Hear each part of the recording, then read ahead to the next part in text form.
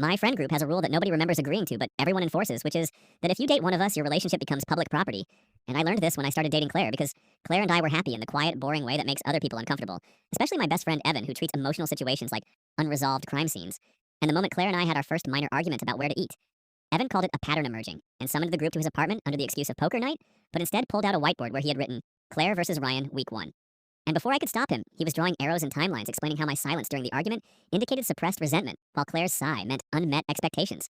And the worst part was Claire was amused by this and started correcting him, which made Evan feel validated. And suddenly my relationship was being peer reviewed by people whose longest commitment was to fantasy football. And from then on, every interaction Claire and I had was followed by a debrief where someone would say things like, I noticed a tonal shift when you said okay, or did anyone else feel like that hug lacked closure?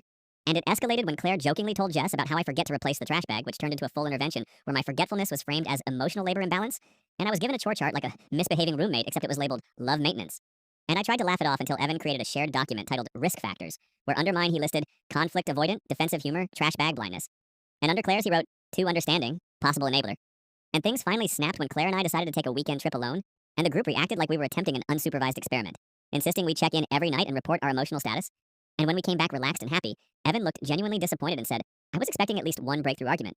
And that's when Claire realized our relationship had become entertainment. So she broke up with me gently and privately, which confused everyone else who demanded a post-mortem meeting. And Evan texted me later saying he respected our maturity, while simultaneously asking if he could use our breakup as a case study.